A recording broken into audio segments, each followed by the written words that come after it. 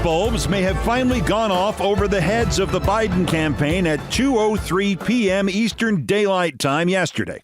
They had used the phrase before, and they had said the phrase before, but it was at that moment that they sent the phrase out into the world alone.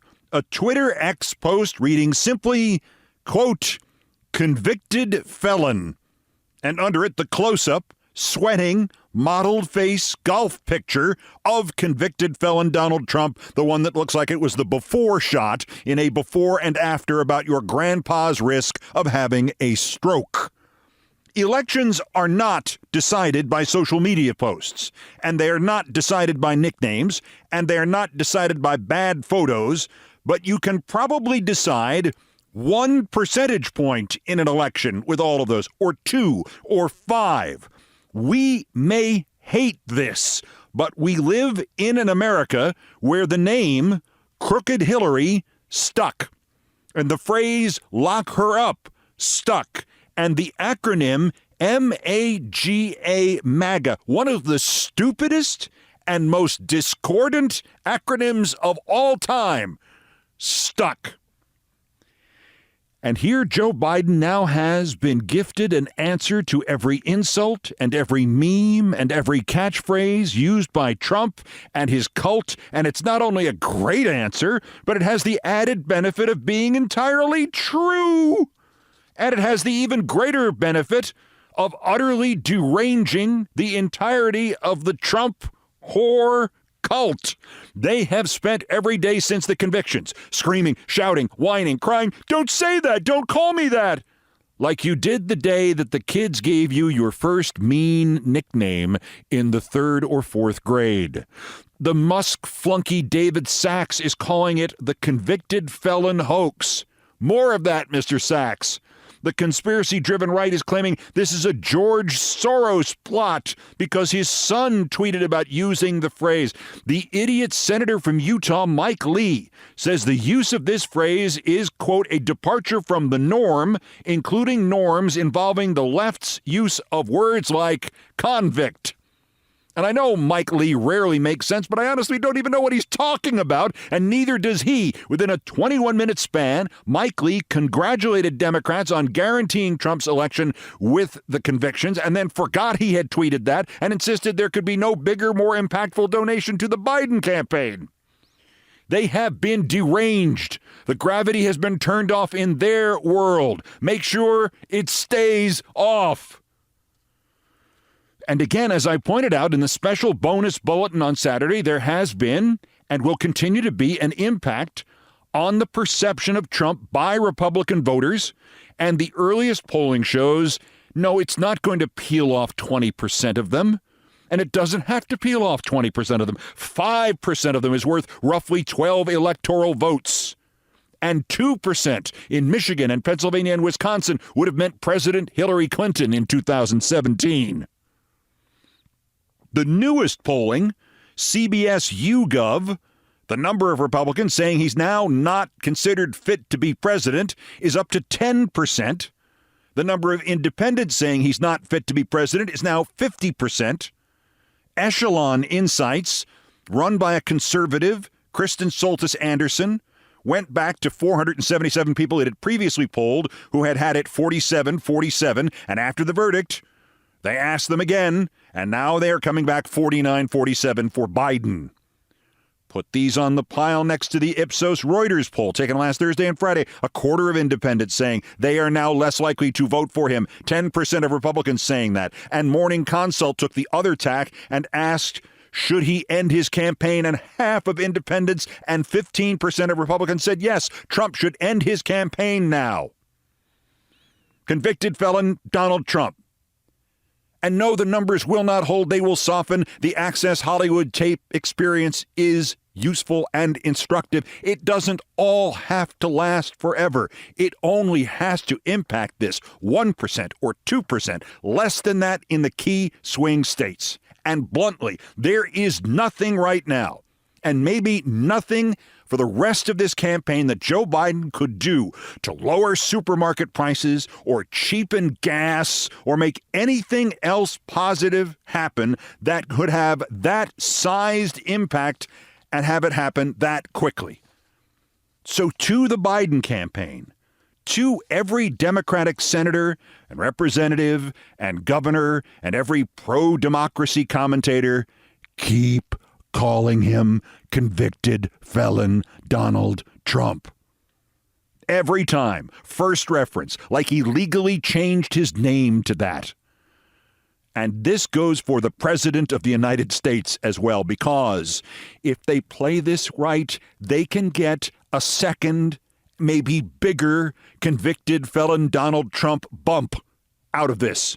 Because the moment Joe Biden says that himself or puts it in a campaign commercial, I'm Joe Biden and I approve this message because he's convicted felon Donald Trump. The moment that happens, the political media will lose their minds. Can you imagine the idiots in all of the newspapers? Can you imagine Maggie Haberman and Katie Tur trampling each other to get their 44,000 stories written about it and get the reaction from every Trumpist and every Republican and every Democrat and spread this phrase further and further until it is inescapable and it is inseparable from Trump's identity?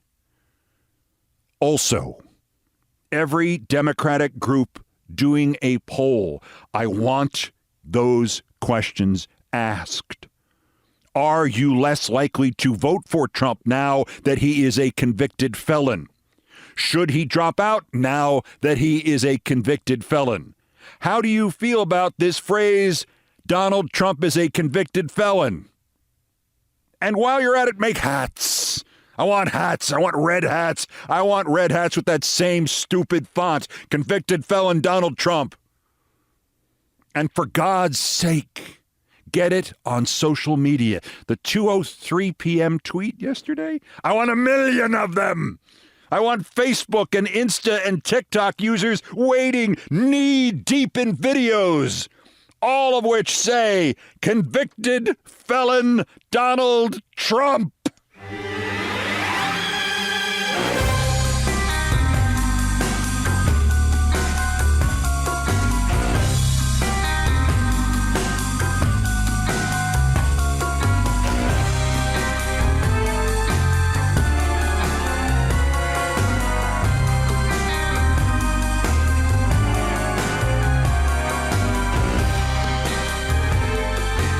And the reason a second bump from the New York trial is a necessity is it is now unavoidable. We will not be completing any other Trump trials before the election. Georgia just vanished. The hearing into the latest attempt to disqualify Fani Willis from helming that election interference case will begin on October 4th. Even if the 3 appeals court judges appointed by Republican Georgia governors violate their Siegfried oath and rule in her favor, they will not get that trial going quickly enough.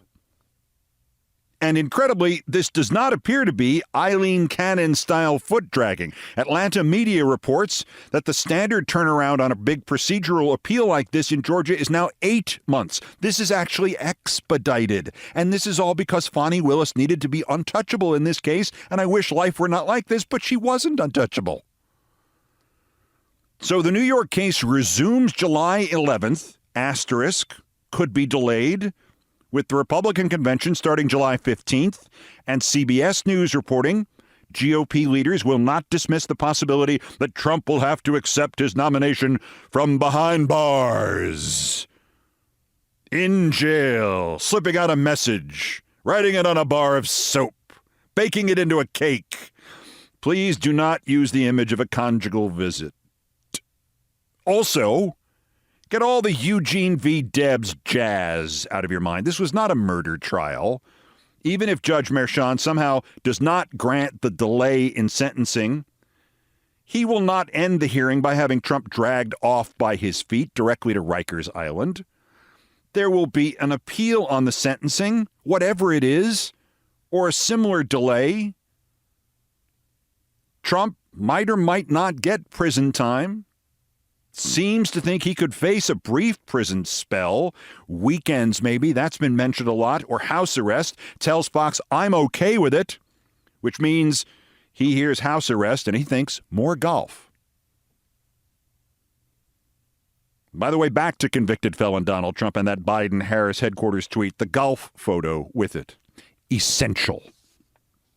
If you do it right, you can now tie a second association to it and get the bonfire glowing even higher into the night sky. Convicted felon means Donald Trump, and any photograph of Donald Trump at a golf course means convicted felon.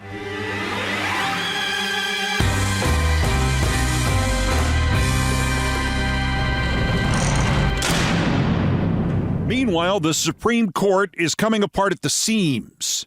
The civilian victim in the Alito flag scandal now says that both in late 2020, early 2021, and then again, as recently as 2 weeks ago, a black SUV from the Alito security detail parked not in front of Alito's house, but in front of her own mother's home in Alexandria, Virginia. Quote, I couldn't say who was in the car because of the tinted glass, Emily Baden told the newspaper The Guardian, and nobody ever said anything. I took it as a general threat. The message was, we could do terrible things to you, and nobody would be able to do anything about it. When it comes to justices at the Supreme Court, they make the laws, but the laws don't apply to them. Yeah, pretty much.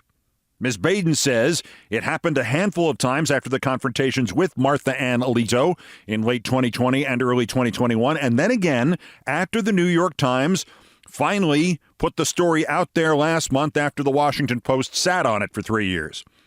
Ms. Baden notes ominously that none of the initial news stories included her name or her mother's.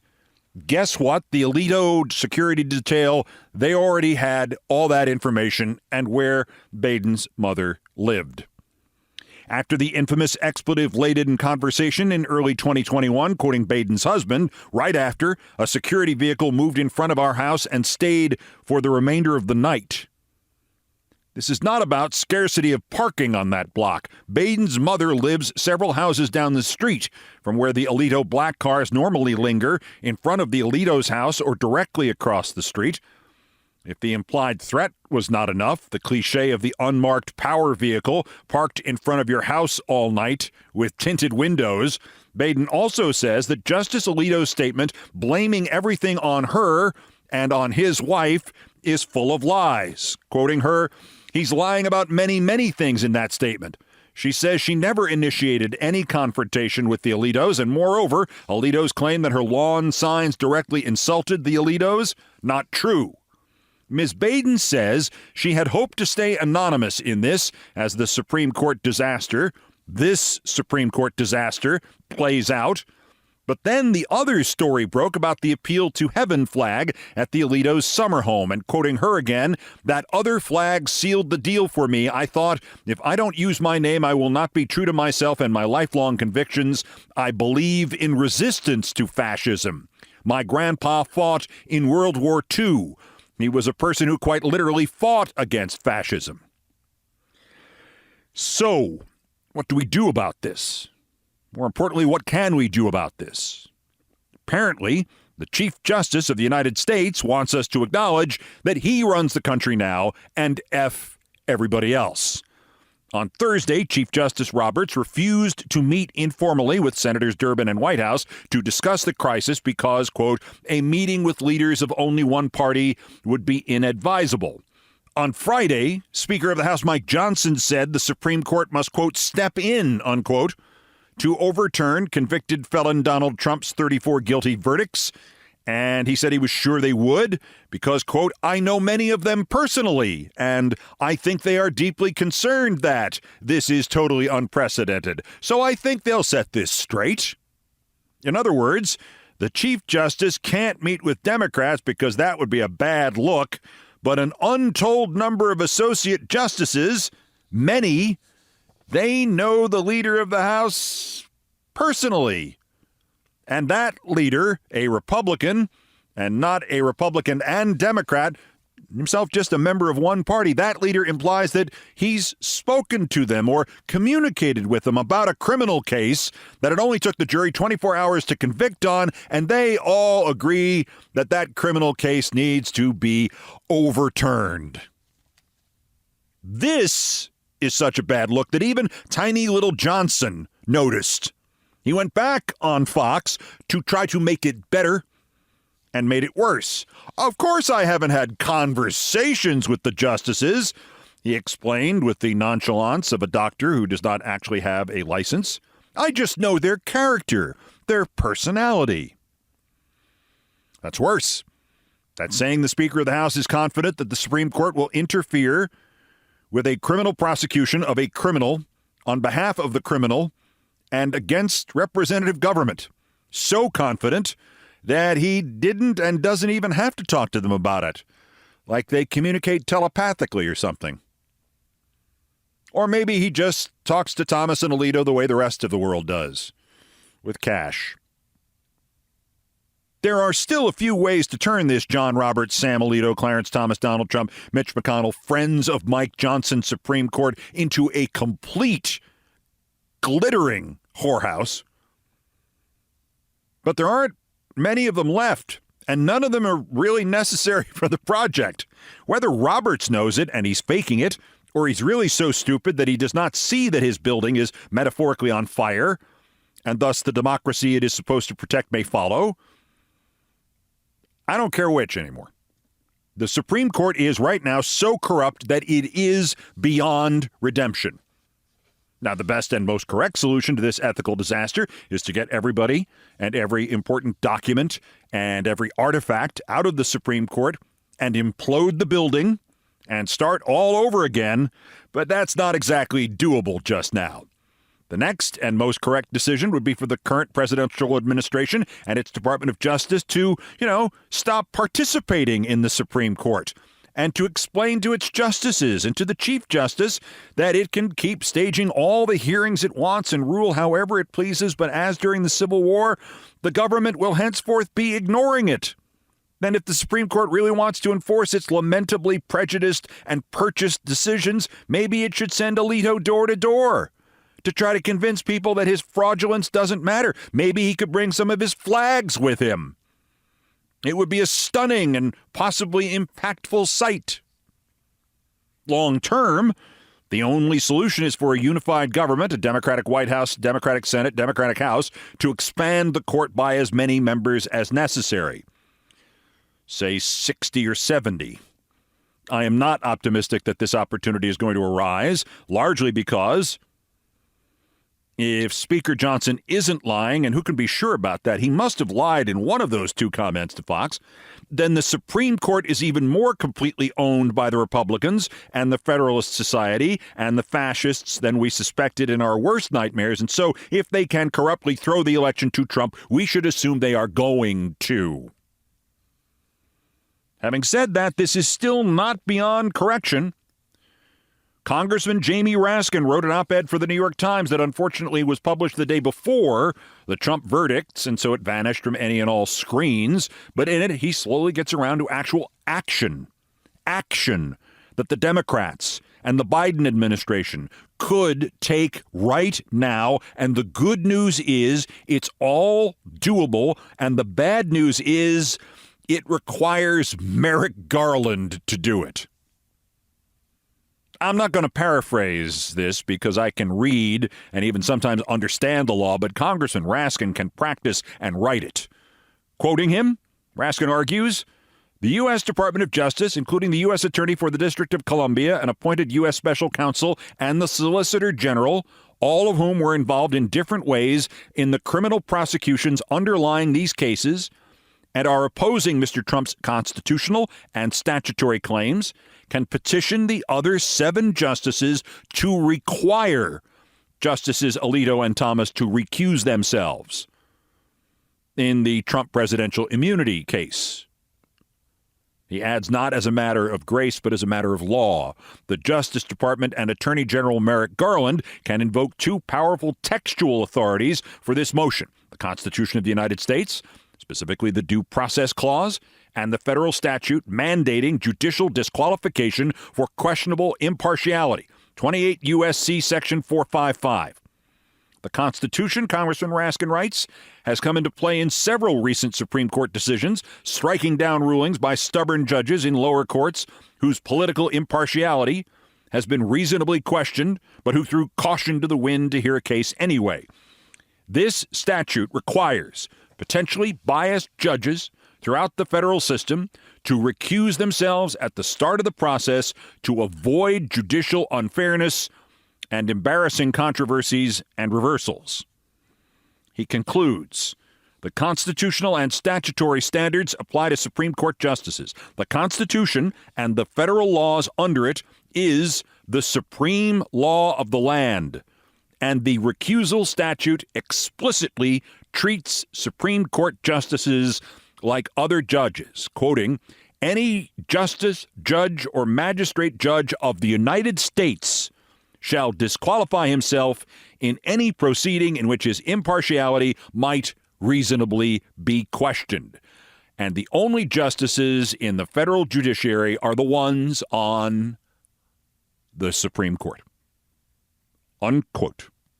Jamie Raskin. So there is law ready to be used.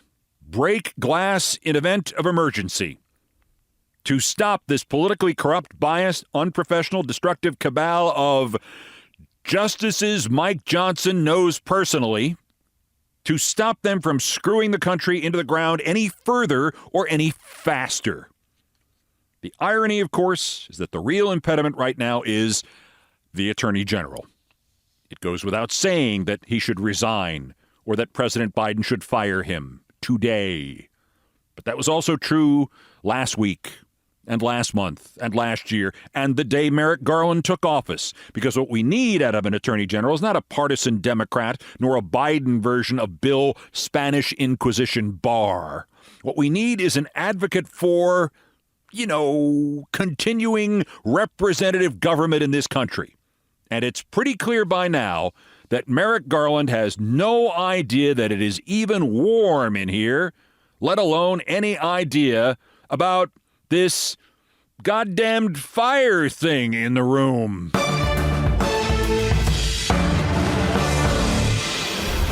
Also of interest here, the good news is at least nobody's threatening right-wing fascist vigilante violence over the Trump verdicts. And when I say nobody, I mean only his lawyer, the one who wanted to seize all the ballot boxes in 2020. And only his former staffer who now pretends to anchor newscasts. And only Trump himself. Nobody but them. That's next. This is Countdown. This is Countdown with Keith Olbermann.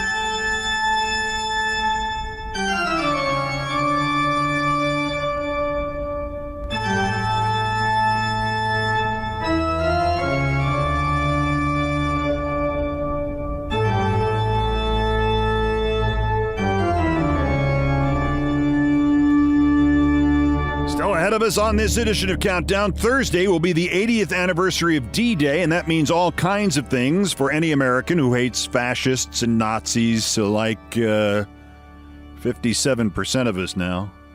But for some of us, this 80th anniversary invokes memory of the 60th anniversary, for which the then new president of MSNBC pulled out all the stops and decided to go wall to wall with live reports from Normandy. And me and Lester Holt anchoring all day, and then breaking news happened. Big breaking news, which broke up the president's plans and broke his heart. Things I promised not to tell next, but first as ever, there are still more new idiots to talk about. The daily roundup of the miscreants, morons, and Dunning-Kruger effect specimens who constitute today's worst persons in the world. The runner-up, worst convicted felon Dinesh D'Souza. Probably missed this since they announced it late on a Friday night in hopes that you would miss it, but the executive producer and publisher of D'Souza's movie-length lie called 2,000 Mules repudiated the film and him and the True the Vote organization, and the publisher and producers apologized to one of D'Souza's victims and pulled the film out of circulation. D'Souza accused a Georgia man named Mark Andrews of ballot stuffing. D'Souza actually did the voiceover saying, "What you are saying is a crime. These are fraudulent votes." They weren't. He didn't, but he did sue.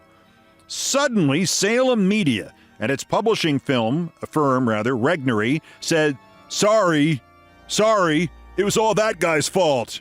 Quote, "It was never our intent that the publication of the 2000 Mules film and book would harm Mr. Andrews. We apologize. We have removed the film from Mr. Salem's platforms, and there will be no future distribution of the film or the book by Salem." And then here's the kill sentence. "In publishing the film and the book, we relied on representations made to us by Dinesh D'Souza and True the Vote, Inc., unquote. Bye, Felicia. You relied on Dinesh D'Souza. Well, hell, there's your problem right there. By the way, Mr. Andrews, he has not dropped his lawsuit.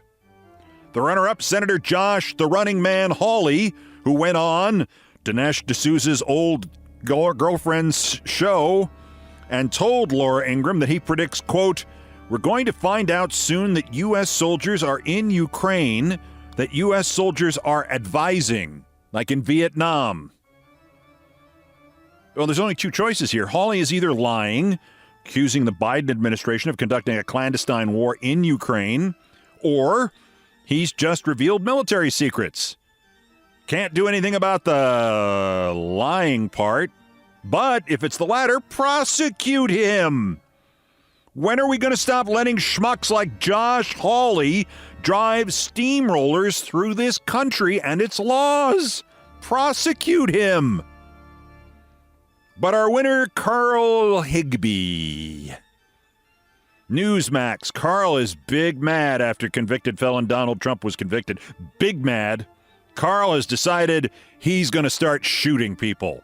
Or somebody's going to start shooting people. Or Trump's going to start shooting people. Or Carl was in Iraq. And once again, I don't think we know 1% of all that we are going to know someday about PTSD. Oh, Carl!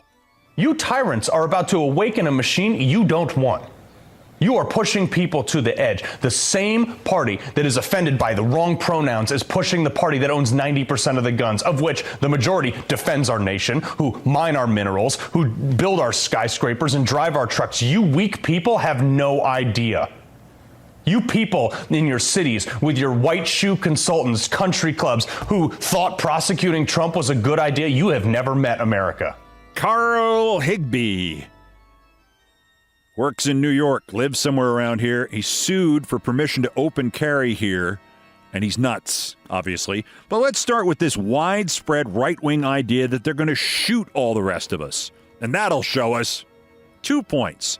Their boy wins the election. It's academic. The government will do that for them.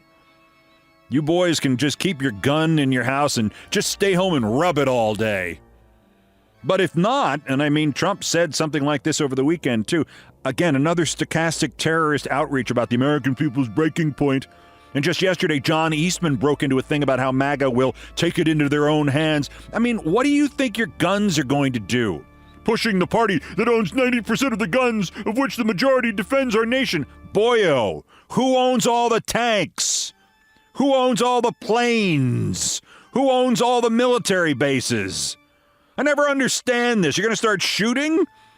You think the response is going to be like January 6th, where there's no response? Oh, noes, they're shooting. Don't use the tanks or the planes.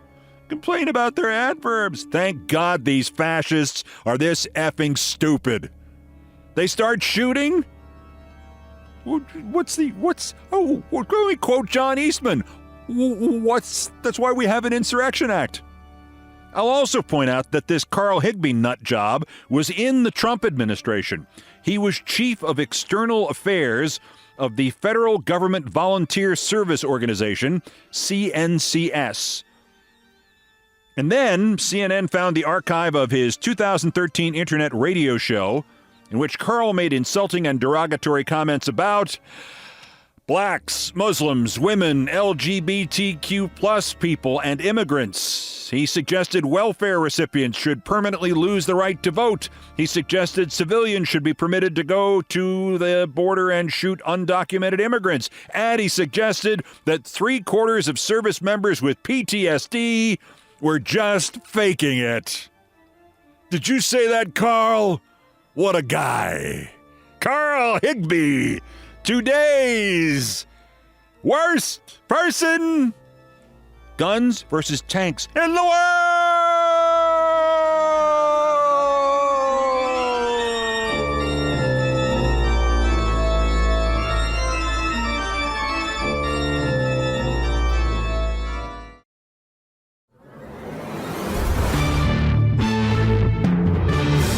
To my favorite topic, me, and things I promised not to tell, and D-Day plus 60. It was June 6th, 2004, and MSNBC's new president, Rick Kaplan, needed to make a mark on the network for his new bosses, and he decided this was going to be it. On June 6, 2004, maybe the last even-numbered anniversary of D-Day where we'd have a lot of people left who were there, we'd turn the network all D-Day. June 6, 2004 basically was going to be June 6, 1944 relived. Tom Brokaw live on the beaches of Normandy, and somebody there and somebody here, and his main two MSNBC news anchors, me and Lester Holt, anchoring 2-hour blocks devoted to the anniversary and then switching off, and he came back and I would go away, and then I'd come back and he would go away. Just wall to wall. I'm Rick Kaplan, and I used to produce for Walter Cronkite to not only lock in his new gig at MSNBC, but set himself up for his next goal, executive in charge of the Today Show or NBC Nightly News or something bigger than that little crap shack we ran at MSNBC. For my part, I was dispatched first to interview one of the surprisingly large number of soldiers and sailors and airmen who survived D-Day and went on to fame. There were actors Charles Durning and James Doohan, Scotty on Star Trek, and the author J.D. Salinger, and Seaman Second Class Yogi Berra. I met Yogi at his museum in New Jersey, and I swear to God he and his son demanded a friendly bribe to do the interview, and what they wanted was my copy of the 1963 Topps Yogi Berra baseball card. Seriously. That's the toughest one to find, Yogi said. We never have enough of them here. I always enjoyed Yogi, but he had more to say about his 1963 baseball card and its relative scarcity than he did about the D-Day invasion and his chief on his rocket launcher boat telling him to keep his head down or he might get to watch it fly off his neck. Anyway, the Berra interview was fine, and it was done, and we edited like 15 very, very short answers into about 2 minutes of not bad narrative. And I had written a couple of other D-Day features, and I'd written some other scripts on Friday, and by Sunday we were all crammed into the main MSNBC conference room in Secaucus, New Jersey, everybody working a 6th day, and you would have thought this guy, Rick Kaplan, president of the network, was leading the actual invasion of Normandy, not merely a cable TV network coverage of the 60th anniversary thereof. Kaplan was waxing poetic about how important this was for us and how it would put us on the map against CNN and Fox and how he had covered all the contingencies, and that's when people's phones started vibrating and ringing. Kaplan was still enjoying the sound of his own voice as these phones gradually drowned him out when one of the producers finished whispering into his BlackBerry and then said, "Excuse me, Rick, we have a problem. Ronald Reagan has just died." Without a word, 20 people at that conference table rose and then froze, realizing that before they abandoned this meeting to go get on the air as quickly as possible and then to lay out what would be rolling coverage till at least midnight of Reagan's death and life and the reaction to it, till further notice, we couldn't just start. We basically had to wait for the president of the network, who was sitting there, Rick Kaplan, to say, "Okay, we'll figure out the D-Day stuff later. It's Reagan Day. Let's go." Except he didn't say that. Looking crestfallen, looking like a kid who's had his toys stolen and then broken as he watched. Rick Kaplan swept the room with his gaze. He stopped on me. "Thanks. Couldn't we just do half an hour of Reagan and then half an hour of my D-Day and then half an hour of... And he trailed off. And I said, Rick, it's a 2-term president. I mean, I think he was full of crap, but apparently a lot of America thinks he's some sort of icon. And by the way, it just happened like 11 minutes ago. It didn't happen 60 years ago. I'm sorry. He was almost literally pouting. But what about all my D-Day coverage? President of the network. And I said, well, we can run those pieces throughout the day tomorrow. They won't just disappear. We don't have to go degauss the tapes. Okay. We realized that the president of the news network was not going to be any use helping us cover the first big breaking news story of his presidency because he couldn't bear to change his plans to accommodate breaking presidential news. This was at the end of month 3 of the Rick Kaplan MSNBC presidency. He was already on the ropes with us. He would later be the guy who chased me around the studios because he was squeamish and I'd mentioned blood on the air and he thought I was trying to sabotage his great show with Rita Cosby.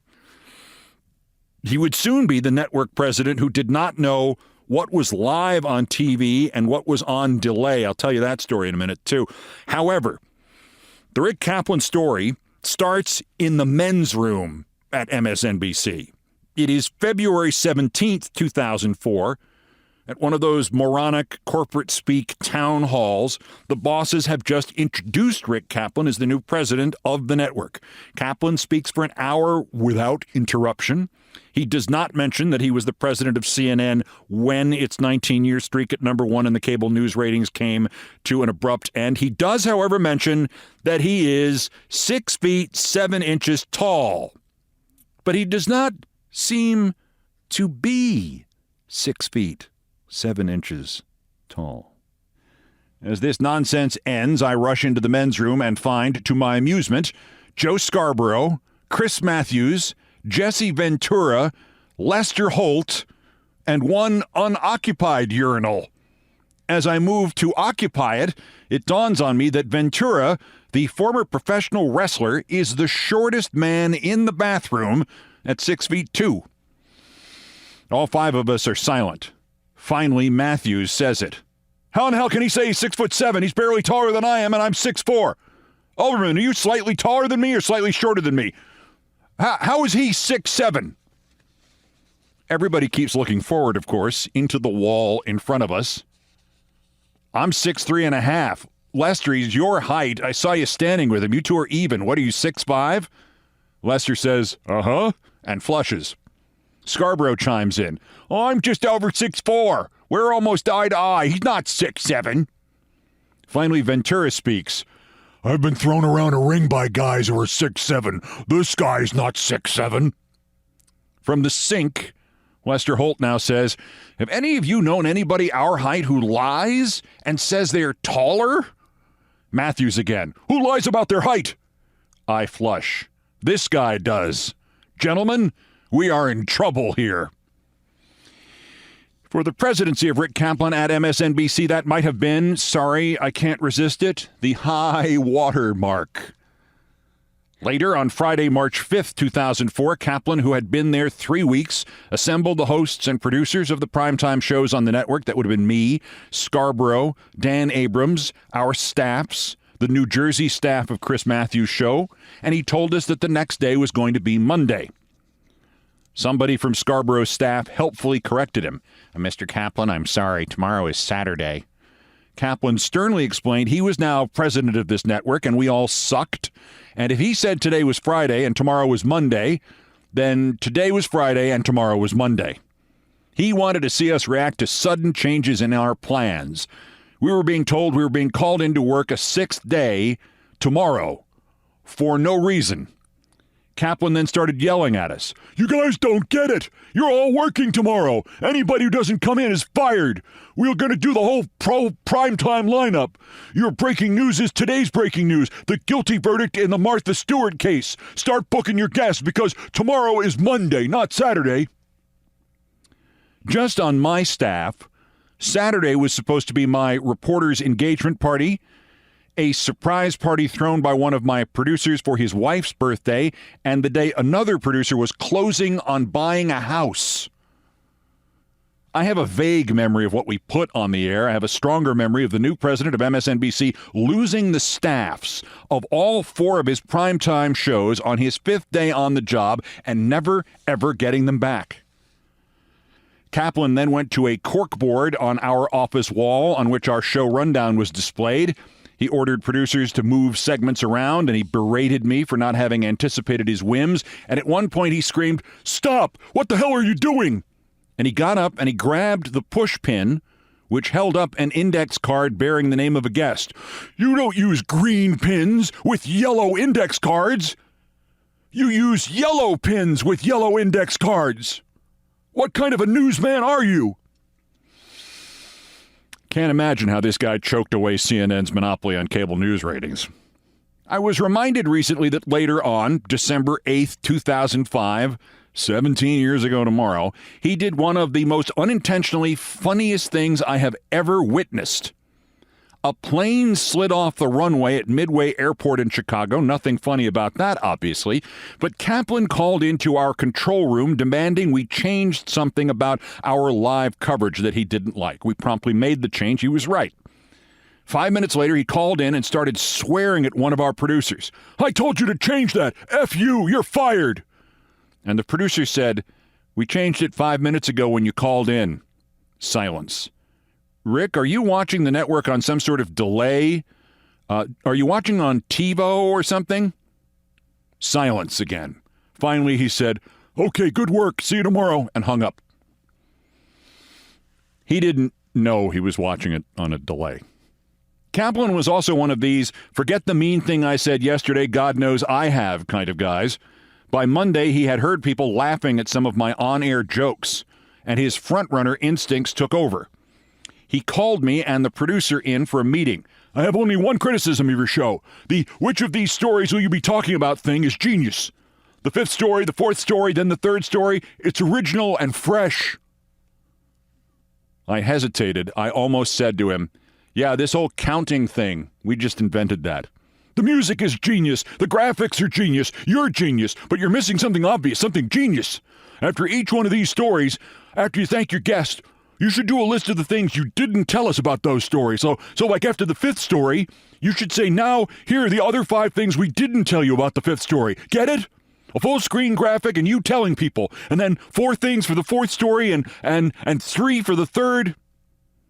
I thought for a moment and I said, okay, but what happens if we make those graphics up and then a minute beforehand the guest brings up one of those things we claim we didn't tell you when he just told you? We had lost Rick Kaplan's attention by that point. He grunted. For a second, I thought his eyes were pointing outwards in different directions, but he snapped himself back into this reality. Could happen. You'll figure it out. Anyway, too late to do it today. Figure it out and do it tomorrow. Thanks. The producer and I had to then explain to the staff of Countdown that from now on, for every story, they had to deliberately leave out 1 or 2 or 3 or 4 or 5 facts or details. Something interesting enough to be made into a full-screen graphic, but not interesting enough to be included in their scripts or the interviews with the guests. Suddenly, I thought a lot of people's eyes were pointing outwards in different directions. The line producer, Greg Kordick, who was in charge not of content but of timing things and making sure things like graphics got made, said matter-of-factly, "This will add 5 hours to everybody's workday." And so it did. After the next day's show, when we listed the top 5 things we didn't tell you about today's 5th story and the top 4 things we didn't tell you about today's 4th story, etc., and we had to shorten all the scripts and shorten each interview just to make room for all of this extraneous crap, Greg, the producer, said, "People here will be quitting by Thursday and dying by Monday." And I said, "You're right. Plus, it ruins the interviews and it weakens the show. Don't do it tomorrow. If Kaplan yells, I'll take the heat." So now it's Wednesday. And not only don't I hear anything from Kaplan about the Tuesday show and the top 5 things we didn't tell you about today's 5th story jazz, but after the Wednesday show, when we don't do it, I'm sitting there waiting for an enraged phone call because we didn't. Thursday morning at home, I'm waiting for an enraged email. Thursday afternoon, I'm waiting for an enraged Kaplan in person. Nothing. He never said a word. A week passes. Nothing. A month. 2 months. It's summer. Nothing. The rest of 2004 flies by. Nothing. We did it once. We never did it again. And then he never said anything.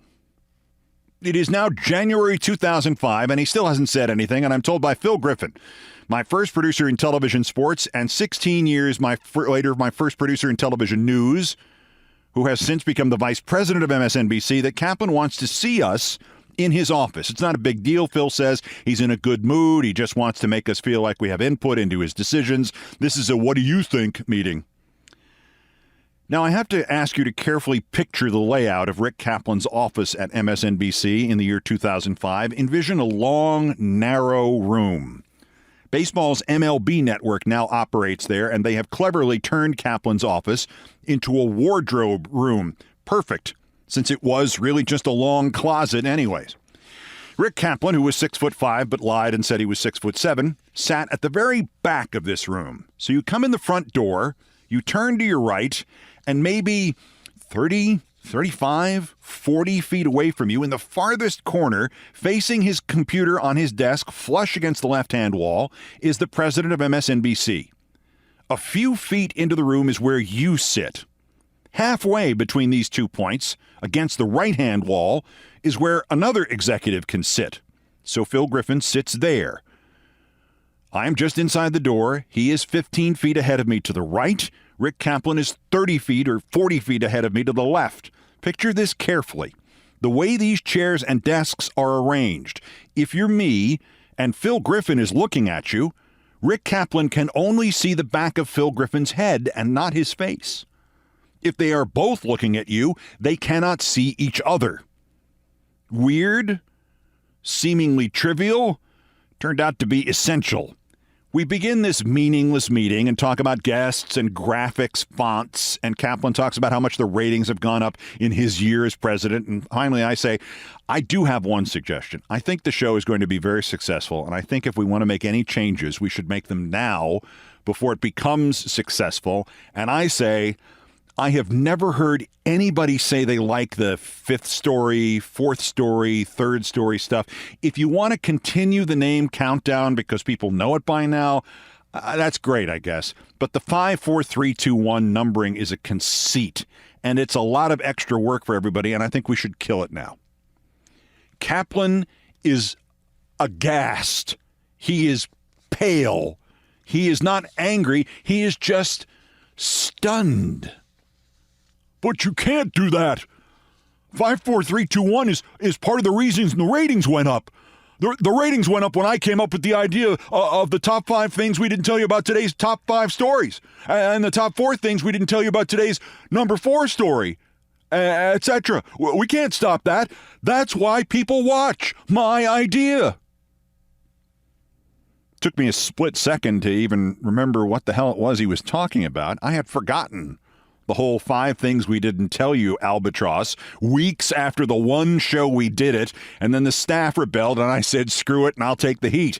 And I was about to say this out loud when I suddenly realized that Phil Griffin, 15 feet away on the right, his face turned to me and thus invisible to Kaplan, 30 feet away on the left, was making his eyes as wide as possible, and Phil was looking right at me and silently mouthing the word no, no, no, no, no, all the while keeping his head completely still so Kaplan didn't know he was talking to me silently. I got Phil's message. I dropped the subject. I didn't say it. The meeting ended maybe 2 minutes later with Kaplan saying, keep up the good work, and ushering us out by saying, and keep up with the top 5 things we didn't tell you about today's 5th story. That's what's making it really cook. When we were out of earshot of Rick Kaplan, Griffin thanked me for being able to read his panicked lips. I used an oath to liven up my question. What the blank was that all about? And Griffin said, now you know what every day of my life has become. It's not worth it to try to correct him. He believes what he believes, and he won't be checked or contradicted. And I said, but we only did the 5 things we didn't tell you thing once. Only once. It's like a year later. How in the hell could he possibly think we're still doing it? Griffin laughed like a soldier on a World War I battlefield who has just run out of bullets. See, that's the problem, buddy. He only watches MSNBC here in the office. The place he's renting, it doesn't have cable. President of MSNBC doesn't have cable at home. On June 6th, 2006, they fired Rick Kaplan as the president of MSNBC. They let him resign. They also let him keep his secret, the darkest of secrets for him and for MSNBC, that for his 2 years on the throne, the president of an all-news cable channel did not have cable.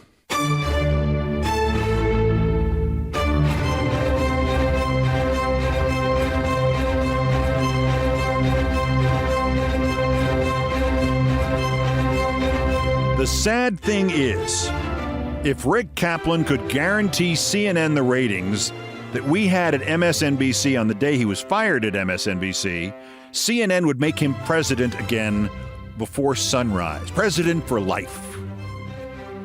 Triple digits. I've done all the damage I could do here. Thank you for listening. Countdown musical directors Brian Ray and John Philip Chanel arranged, produced, and performed most of our music. Mr. Ray was on the guitars, bass, and drums. Mr. Chanel handled orchestration and keyboards, and was produced by TKO Brothers. Other music, including some of the Beethoven compositions, arranged and performed by the group No Horns Allowed. The sports music is the Olbermann theme from ESPN2, written by Mitch Warren Davis, courtesy of ESPN Inc. Our satirical and pithy musical comments are by Nancy Faust, the best baseball stadium organist ever. Our announcer today was my friend Jonathan Banks, and everything else was pretty much my fault. Once again, I make my request to you. Do me a favor and let's double the audience here. Send this to somebody you think might like it who does not listen. You don't have to do anything else, just that. Check will be in the mail. That's Countdown for this, the 156th day until the 2024 presidential election, the 1,245th day since convicted felon Donald J. Trump's first attempted coup against the democratically elected government of the United States. Use the July 11th sentencing hearing. Use the mental health system. Use presidential immunity if it happens. Use the not regularly given elector objection option to stop him from doing it again while we still can. The next scheduled countdown is tomorrow. Bulletins as the news warrants. Till then, I'm Keith Olbermann. Good morning, good afternoon, good night, and good luck.